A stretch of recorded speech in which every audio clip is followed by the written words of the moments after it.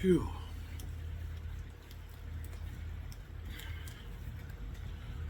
Well, good evening, good people. Mark Holmes here, and as always, I want to say thank you all for watching, commenting, subscribing, and being part of the Joe Boo Sports Report.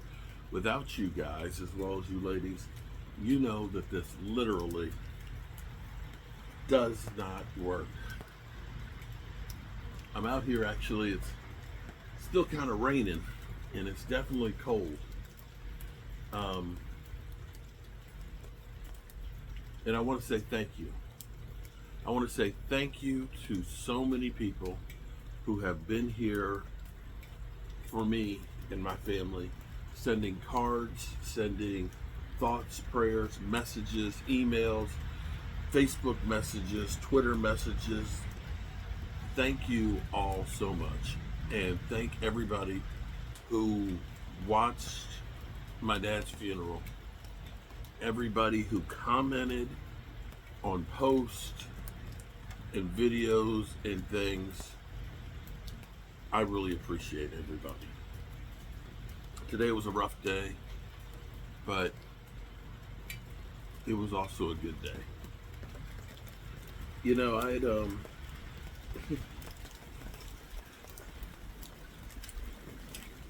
I had the hardest time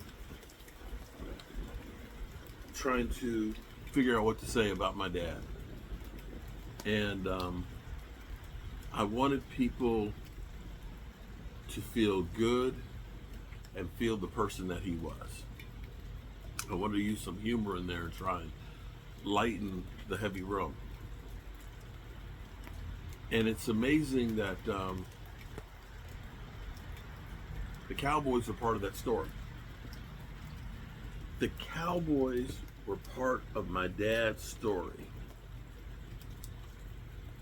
And it's amazing how football has always been part of the story. It's how I became closer to my dad, was wanting to be like him, to be that Cowboy fan. And thinking about how the Cowboys, thinking about my uncles or my dad's friends that were Washington fans, and them talking trash back and forth about it. Seeing my brother, who's a Washington fan, and my dad, and I found out something that I didn't know today, that my brother Greg, who is always betting with my dad, was originally a Cowboy fan like I was. And I didn't know that I couldn't remember him ever rooting for the Cowboys, but he admitted that he was a Cowboy fan until he got to high school, and he said, you know, I'm going to root for the hometown team. And he became a Washington fan and left me and my dad to be Cowboy fans. But I think about how Sundays would always bring us together. That even though you may be a Washington fan or Eagle fan or whoever, that it still brought you together talking trash. And growing up, being that kid and seeing my dad having his bets and doing his parlay cards and things, and him talking to like my Uncle Francis, you know, and him talking about them, I'm sorry, Cowboys, you know, because he had that raspy voice and stuff from the cigars and things. So don't smoke too many of them, because you don't get the raspy. He always had a cigar in his mouth. But that was actually really, really great. And sometimes it takes something tragic to get everybody together. Because I saw so many of my cousins and my nieces and nephews and my uncles and things that I ain't seen in forever. And if you're one of those, we got to do better. We got to stop only seeing each other when somebody passes. We need to see each other while we're still here and can carry on a conversation about how bad your Washington Commanders have stunk over the years. Not that my Cowboys have been great, but you know what I'm saying. You got one good year, okay? You got one good year. What I had hoped for all these years and remembering how great it was when the Cowboys were Super Bowl champions with my dad. I had hoped that I could see one more with my dad again. Sadly, Jerry Jones, you screwed that up, and it'll never happen. But you know what's crazy is sometimes life has things that happen that are unexpected. Sometimes relationships come out of places you don't expect. I think I owe Cop Pizzle, freaking Cop Pizzle. I'm not sure, and I need to double check, but I think it was freaking Cop Pizzle that this crazy sport brings people together. Because it was Cop Pizzle who did a freaking video saying that there were a lot of YouTubers out there that were overrated. And he was talking about me and Philly 500. And people were coming to me and they were saying, man, this guy is dissing you, man. He says you suck, man. That you're overrated. You and Philly 500. And I was like, who? Who the heck is Philly 500? I've never heard of Philly 500. Who the heck is Philly 500? Yeah. I think that's actually the reason that Philly 500 and me started actually having a conversation.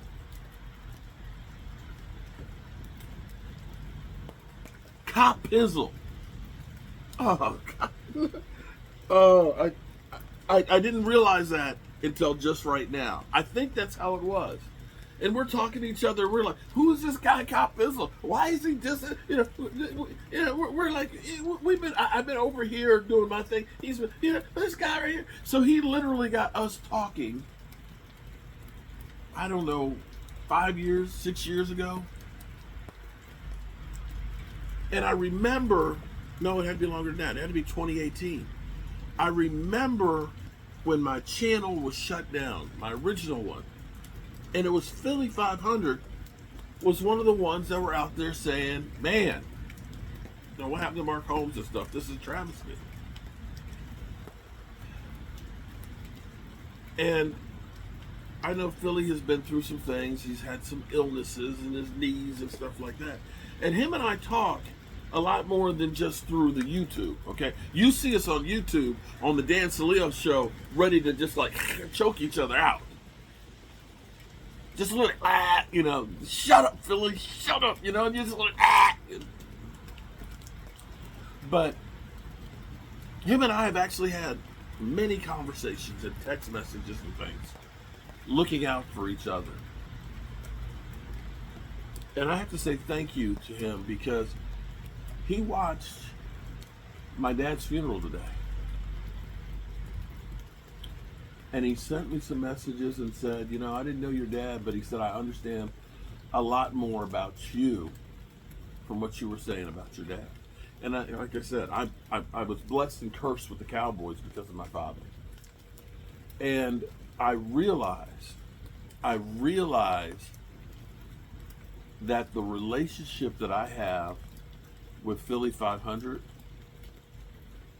is like the relationship that my dad had with some of his co-workers, his friends, and his family.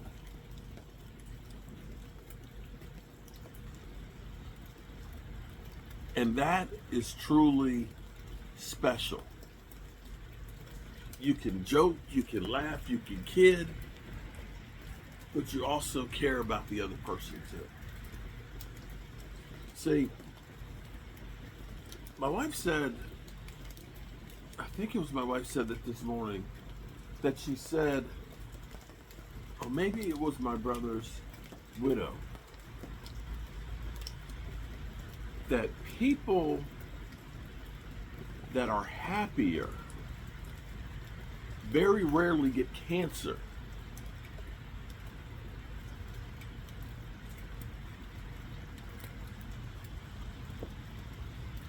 And I've always thought that life is a journey, and how you choose to spend it makes all the difference in the world.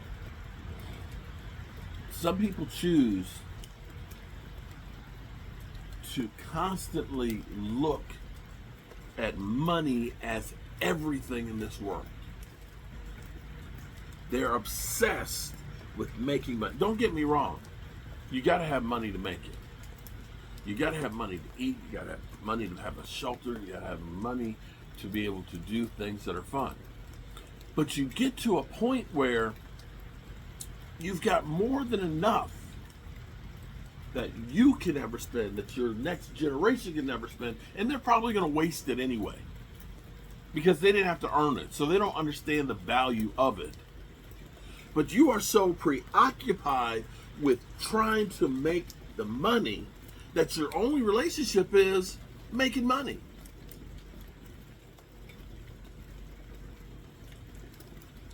It's those relationships. It's those memories. My parents weren't rich. Not anywhere close. I didn't have designer clothes or, Nike shoes and things. Not at all.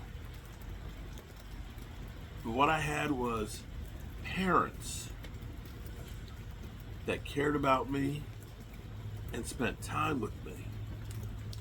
And my wealth was remembering going camping at Point Lookout, sitting on a couch, eating a piece of watermelon right beside my dad, or going out fishing, and catching drumfish with my dad and my mom, and talking a little smack about it, or watching football and seeing the Cowboys winning the Super Bowl.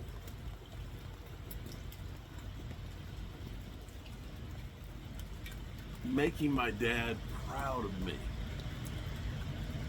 Those are things that are truly priceless. That money literally can't buy.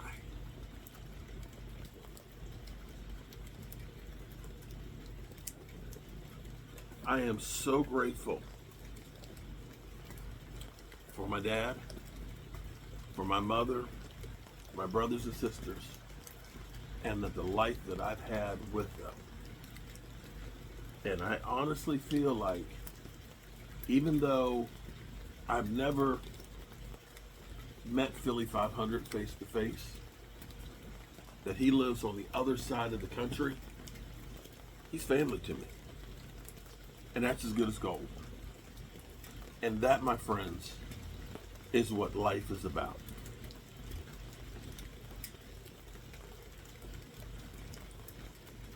I've been here for 59 years. And I always say I'm old. And I don't mean it as a derogatory thing, like I'm old and decrepit. When I say I'm old, it means I've experienced a lot. I've seen a lot of things.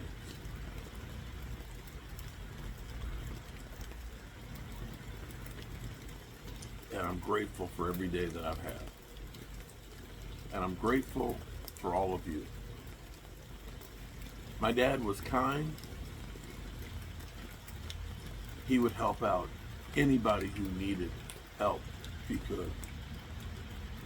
And he always tried to make the world a better place.